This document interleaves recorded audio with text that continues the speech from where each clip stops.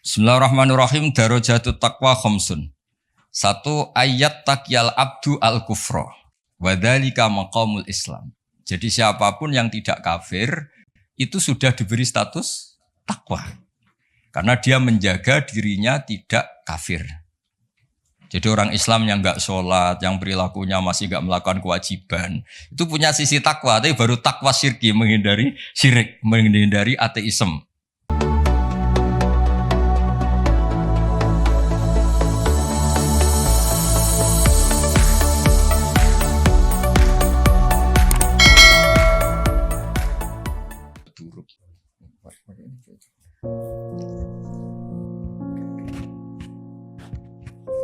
Al-Fatihah.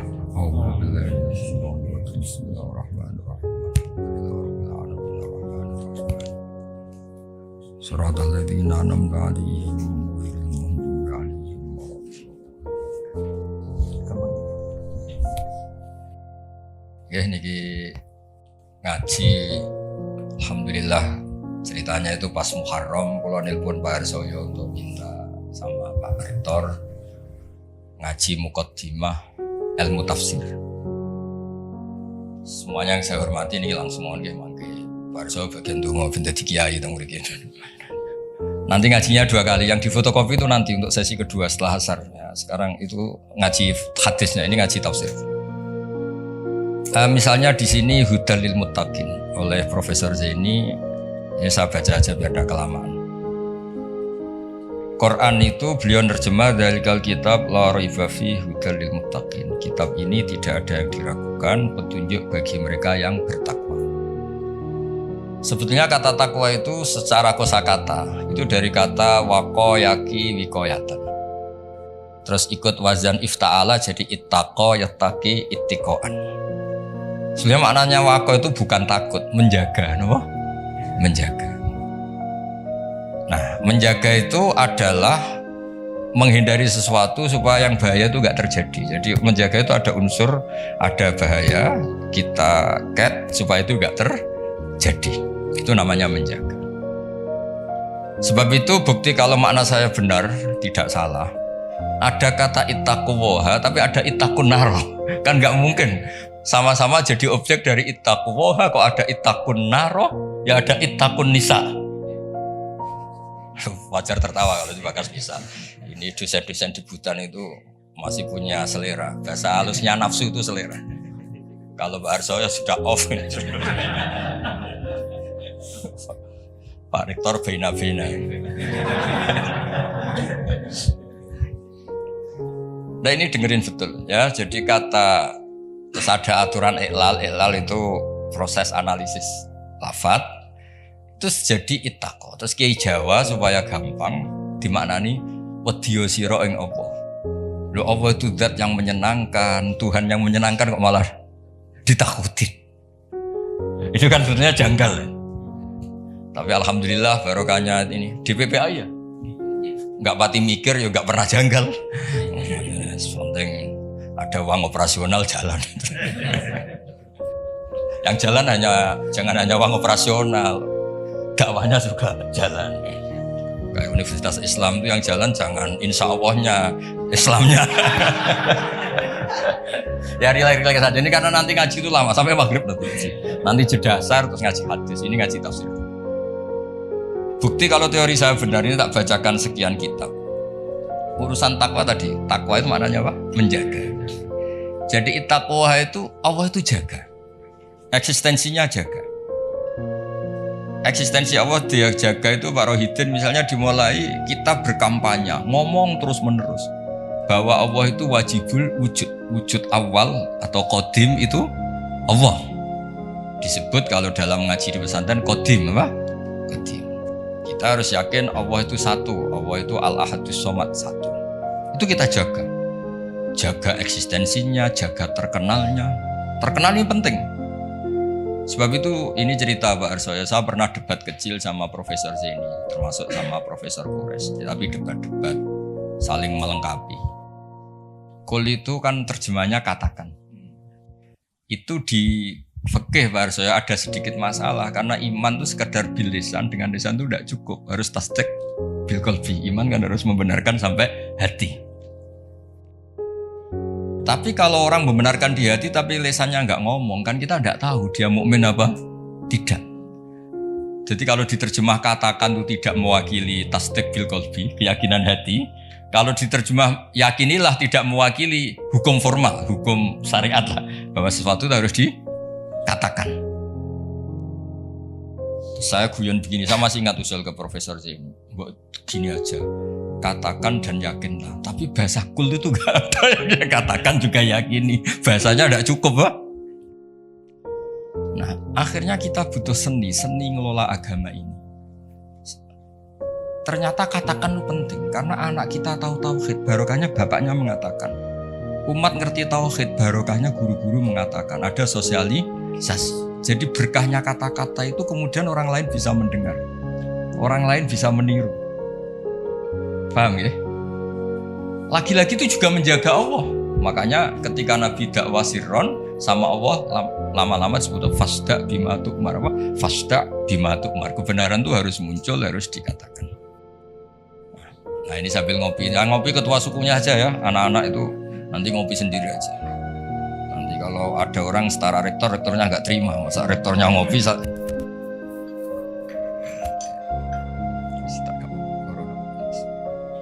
teruskan ya. Makanya ada kata ittaqun nisa, jaga perempuan itu supaya jadi orang baik, ya jadi objek pelecehan, supaya pendidikannya cukup. Tapi juga ada kata ittaqun nar. Ittaqun nar itu jaga diri kamu supaya nggak masuk neraka. Juga ada kata ittaqul fitan, kamu hindari fitnah-fitnah itu, prahara-prahara. Nah, sebab itu ini cerita Pak Arsoyo, kitab yang saya bawa di sini itu kitab kuno, kitab dulu. Itu di sini dijelaskan, ya saya baca ya, nanti otorisasinya ini kayak notulen ini, nanti Pak Fajar sama Pak Sadali ini. LC ini dulu kuliah di sana jauh.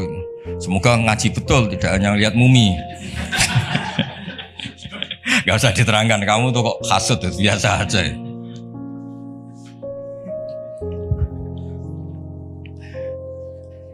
Nah, jadi takwa itu apa? Kata apa? Takwa ini di kitab saya halaman 36, kayaknya Pak Fajar gak punya kitab. Nah, saya baca dulu ya, nanti difinalisasi sama ini biar difoto nanti ya teman-teman. Bismillahirrahmanirrahim. Darajatut taqwa khamsun. 1 ayat taqyal abdu al kufra wa dzalika maqamul Islam. Jadi siapapun yang tidak kafir itu sudah diberi status takwa karena dia menjaga dirinya tidak kafir. Jadi orang Islam yang nggak sholat, yang perilakunya masih nggak melakukan kewajiban, itu punya sisi takwa, tapi baru takwa syirki, menghindari syirik, menghindari ateisme. Ya.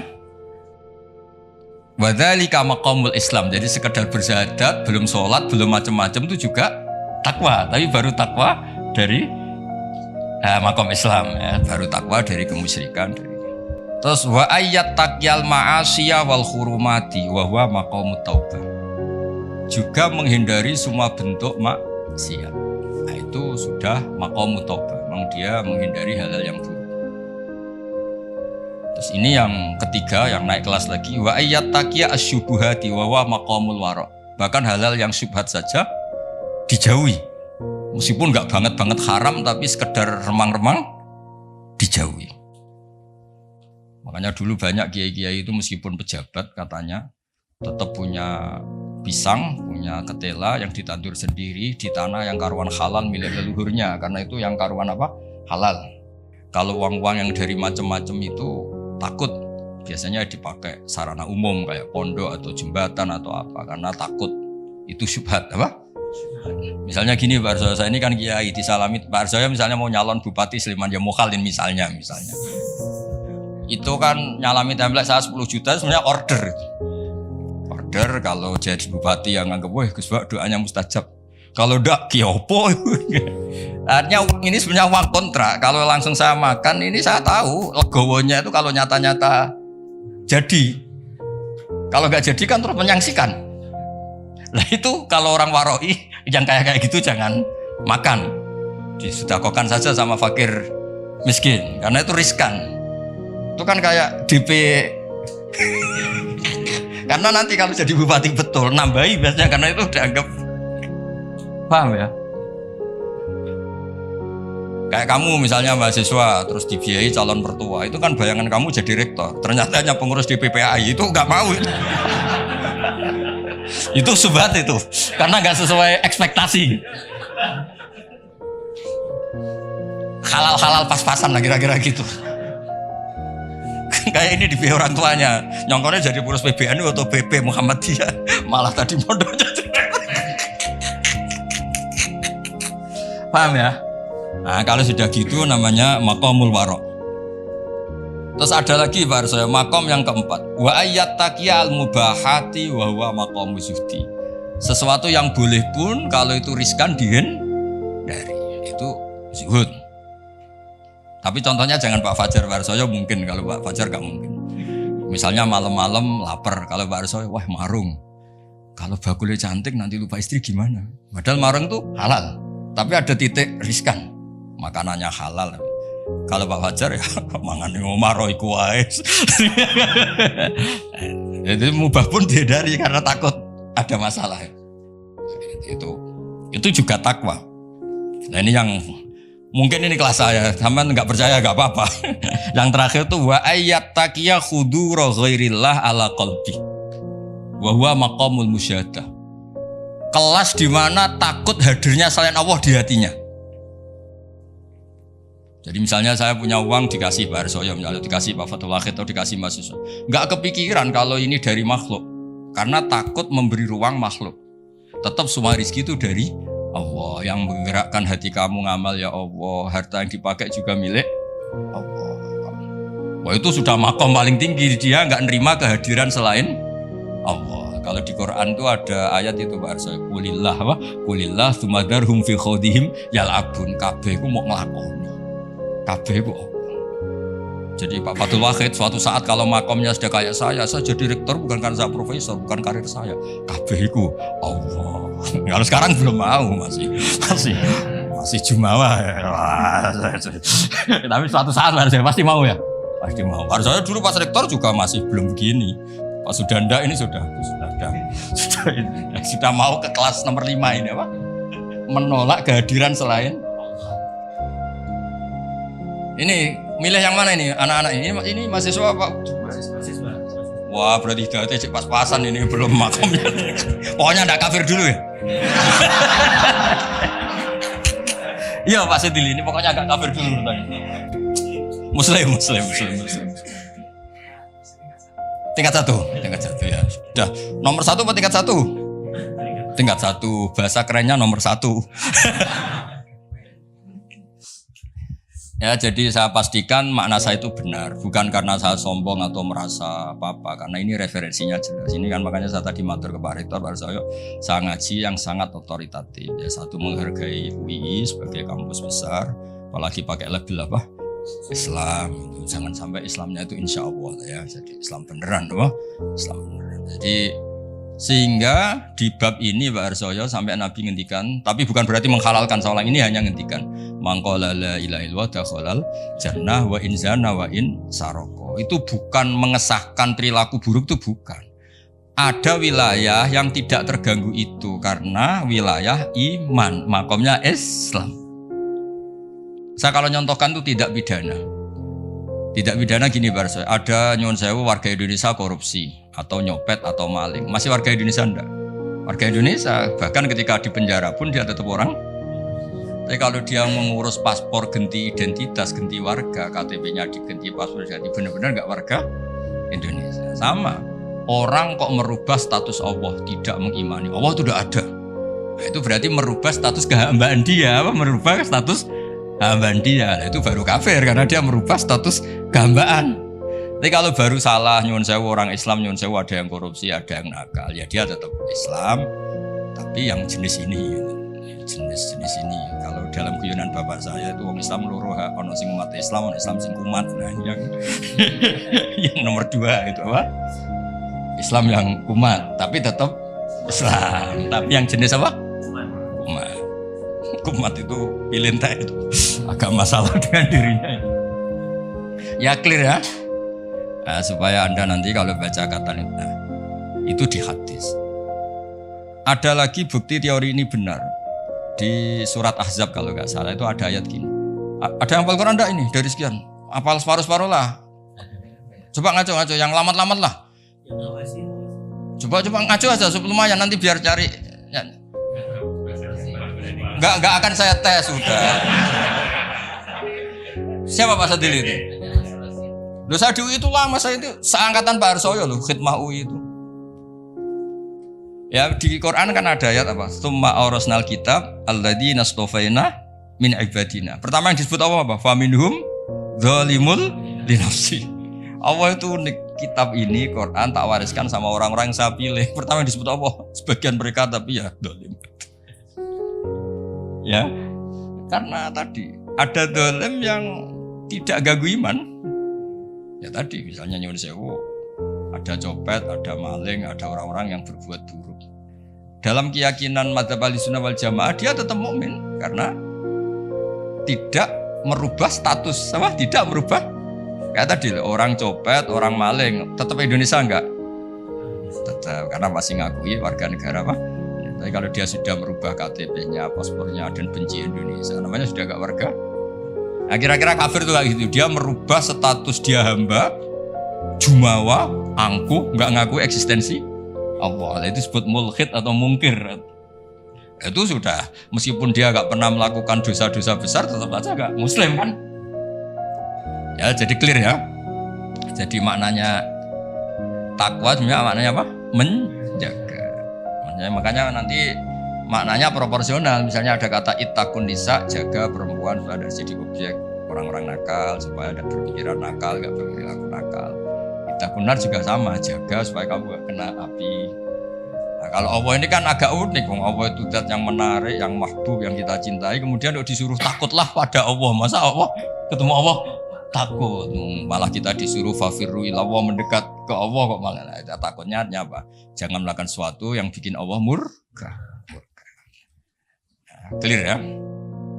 Terus kedua menyangkut asbabun nuzul. Ya ini yang mulai tambah menarik ini ya satu-satu. Asbabun nuzul itu begini. Quran itu punya kata-kata bahasa kata-kata yang umum. Dan itu kalau difahami umum bahaya sekali. Maka dibutuhkan analisis yang bernama asbabun nuzul. Misalnya di Quran ada ayat fa'ena matuwallu fasamma wajhuwah. Walillahil masyiru wal maghrib misalnya. Itu kalau kita nggak ngerti asbabin nuzul, kamu di mana saja yang penting tuh menghadap. Makanya pernah ada aliran sholat 4 rakaat 4 arah. Alasannya Allah itu ada di ya itu. Nah, seperti itu harus otoritatif. Kita harus ngaji kitab namanya asbabin nuzul. Nanti tak tunjukkan kitabnya apa saja. Jadi lafadz yang umum atau frasa atau qodiyah kalau dalam bahasa santri itu tetap harus dianalisis pakai asbabin nuzul. Misalnya tadi fa'ina matuwallu fasamma wajhu. Ada ayat lagi yang lebih ekstrim dan itu melahirkan satu kecelakaan sejarah. Dulu ada ajudannya Umar. Sayyidina Umar punya ajudan namanya Qudamah. Dia solehnya minta ampun, tapi kalau mau wiridan tuh ngefly dulu, karena nanti lebih kuat, nyabu dulu, terus nyabu wiridan, terus wiridan nyabu lagi, wiridan lagi. Dan itu korban memahami ayat laisa 'alal ladzina amanu wa amilus sholihat junahun fima thaimu. Tidak masalah orang-orang yang takwa apapun yang dimakan, atas setelah itu takwa lagi. Ya. Nah itu kan ayat umum yang seakan-akan maknanya itu boleh. Nah ini saya baca sebelum ya masalah asbabun nuzul. Ini supaya tahqiq saja. Saya percaya sampean percaya saya, tapi biar otoritatif ya, biar apa? Otoritatif karena ini ngaji sama ya sama orang yang ya tadi lah. Sama Islam beneran ini sama bukan Universitas Islam apa? Insya Allah, Samu sembrono, kampus-kampusnya sendiri kok di. Istilahnya ikutnya partai itu asbabun nuzul apa? Asbabun nuzul itu masih awal di sini masih awal. Di sini ikutnya nanti tak tunjukkan Pak Fajar. Saya beri contoh ini, tak baca dulu ya. Bismillahirrahmanirrahim. Sponsornya begini. Kenapa harus ngerti asbabun nuzul? Saya baca dulu ya. Iklam saat terusnya annal lafdhu qad yakunu aman wa yakumud dalil ala takhsisi. Lafadznya itu umum tapi orang tahu bahwa ini maknanya khusus atau kejadiannya khusus. Terus promosinya begini. Al-wuquf alal makna, termasuk penting yang ngerti asbabun nuzul, kamu tahu yang digedaki wa izalatil iskal, dan itu menghilangkan kejanggalan. Di sini diterangkan misalnya wa min dzalika qaulu ta'ala fa inna ma tuwallu fa thamma wajhuh. Fa inna law tarokna wa madlulal lafzi laqtata annal musalliya la yajibu ali istiqbalul qiblah safaron wala hadaron wa huwa khilaful ijma'. Falamma urifa sababun nuzuliha ulima annaha fi nafilatis safar au fi man shalla bil istihad wa bana lahul khata' ala ikhtilafir riwayat fi dzalik. Jadi dulu pernah sahabat itu di hutan, misalnya kalau di Indonesia mungkin di atas Merapi itu ada sahabat 4, entah 5 itu. Pak Harsoyo sholat milih kiblat yang beliau ijtihad. Pak Wahid juga gitu, saya gitu, Pak Fajar gitu, Pak Rohidin gitu. Setelah pagi semuanya ternyata itu nggak ada yang benar. Yang benar pun faktor tepaan.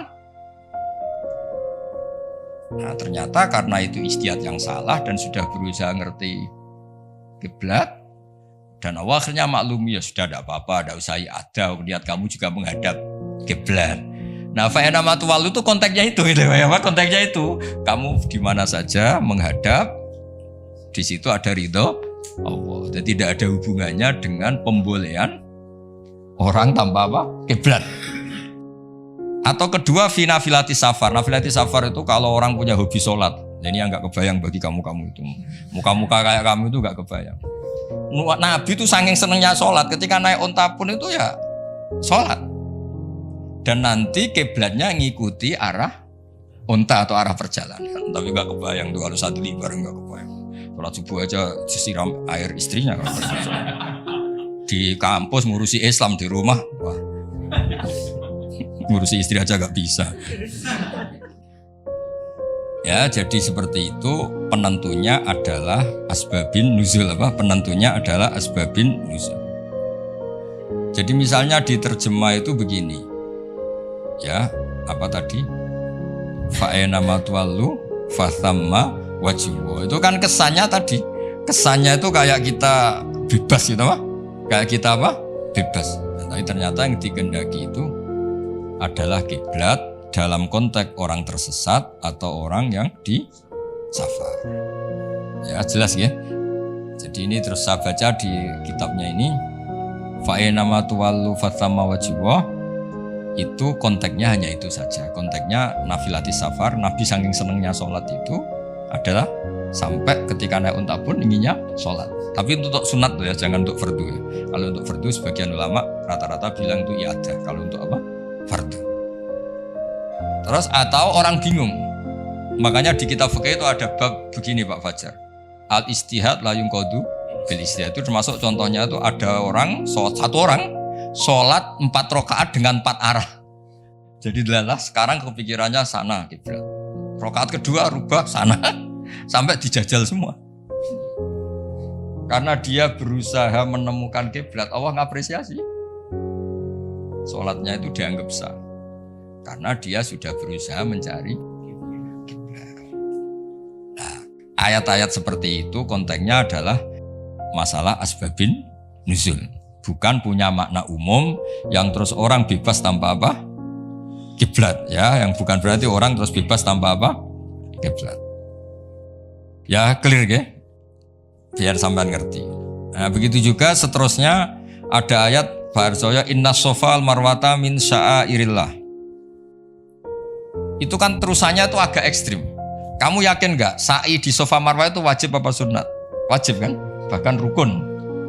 Tapi redaksinya Quran itu saya mencari di terjemah ini Fajar di ayat Baqarah 158. Nah, biar orisinil. Baqarahnya 158. Safa dan Marwah termasuk syiarnya Allah. Terus Allah ngendikannya itu agak ringan. Maka kalau kamu kaji, kalau sa'i ya nggak apa-apa. Kalimatnya fala junah itu nggak apa-apa. Kesannya kan bisa ya, bisa tidak. Sudah ketemu. Nah, udah. Gimana? Sesungguhnya Safa dan Marwah adalah termasuk sebagian syiar Allah. Maka barang siapa yang berhaji atau umroh, tidak ada salah baginya untuk bersa'i di antara keduanya. Tidak bersalah kan? Padahal hukumnya sa'i itu sekedar tidak bersalah apa harus? Ya. Terus yang fa'in amat walu terjemahkan satu-satu di mana? Moco terus. Aku moco suhu kok moco terus. Fatimah mas. Satu-satu di mana? Yang fa'in amat walu satu moco. Kamu ya gak apa-apa sadar ini bukan gak nganggur ya. Walillahil masyriqu wal maghrib fa aina ma tawallu fasamma wajhullah. Sadili itu nama musik paling terkenal, betul Sadili. Tapi gak ini ya. Ya kalau kamu Sadili terkenal. Jadinya gini enggak tahu. Artinya milik Allah timur dan barat, kemana saja kamu menghadap wajah, disitulah Allah ada. Sungguh Allah maha luas dan maha mengetahui. Udah terjemahnya bawa aja nanti tak tunjuk. Ayatnya tenang aja, tidak usah nyari kamu tanya. Takon boleh ayatnya yang nanti sesuk urip meneh mati sesuk mari meneh ra ketemu. Jelas ya kalau menurut terjemah itu kan riskan bahwa orang bisa berpaham sholat itu kemana saja kan. Nah kalau fala junah itu kasusnya gini. Memang awalnya kasus, makanya saya tidak bilang asbabil wurud, tapi memang asbabil kasus. Dulu di antara rahasia kenapa sih Nabi itu 16 bulan, kila 17 bulan, pokoknya terpaut satu, kalau enggak 16, 17. Di semua riwayat ahli hadis. Saya ulang lagi, di semua riwayat Nabi itu disuruh Allah itu menghadap ke Baitul Maqdis, Baitul Muqaddas yang di Palestina ini. Karena itu kiblat Ibrahim, di situ ada Sokhroh yang dulu dipakai Mi'raj. Itu sirinya, rahasianya. Kalau tadi Pak Rektor bilang asror tadi, rahasianya adalah di seputar Ka'bah itu ada 360 arca berhala. Sehingga Nabi kalau menghadap Ka'bah mau tidak mau otomatis juga menghadap berhala. Nah, di Safa dan Marwah, Safa Marwah kan dekat Ka'bah. Itu ada arca atau berhala namanya Isaf dan Nailah. Ya namanya siapa? Isaf dan Nailah. Berhalanya namanya Isaf dan Nailah, bukan Sadali dan Fajar, ingat loh. Isaf dan Nailah. Ya ini relax saja biar. Nah, ketika Islam datang dan tidak membolehkan yang berbau gituan, itu terus mereka, ya Rasulullah kita ini mau tidak mau harus sa'i karena kita ini umrah atau haji, tapi harus melewati Isaf dan Nailah. Itu gimana? Apa dibatalkan saja kewajibannya? Ya, pertanyaannya itu apa dibatalkan saja? Karena harus melewati dua berhala tadi. Terus Allah menurunkan ayat, ya sudahlah ngitung yang hak saja. Yang hak adalah bahwa Safa dan Marwah faktanya adalah termasuk syiarnya Allah. Jadi ngitung itu hak. Maka kalau di situ terpaksa ada Isaf dan Nailah, nggak apa-apa. Maksudnya nggak apa-apa itu nggak menggugurkan kewajiban saya, nggak apa-apa itu maksudnya diabaikan, apa? Ya. Diabaikan itu. Yang diabaikan berhalanya. Ya ibarat gini, ini cerita mungkin para sahabat nggak pernah dengar karena ngaji sama kiai NU baru tenanan sekarang. Kiai pesantren maksudnya bukan kiai NU, kiai pesantren. Dulu itu ada kiai khusyuk. Dulu kan masih banyak orang khusyuk. Kalau sekarang kayaknya susah. Itu gak mau haji karena ngerti kalau di pesawat itu mesti ketemu pramugari cantik. Udah cantik ya gitulah, menarik. Takut betul kalau orang khusyuk ini kan, kalau kamu gak kebayang takut kan. Sampai beliau tuh hampir fatwa, hampir ya, gak mewajibkan haji. Beliau meyakini, wah kalau haji Gus lewat bank ya transaksinya gini, nanti di pesawat ketemu orang-orang cantik, wah itu haram gini.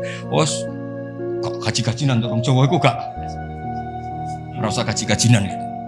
Karena dianggap itu manek, penghalang status wajib atau penghalang hukum wajib.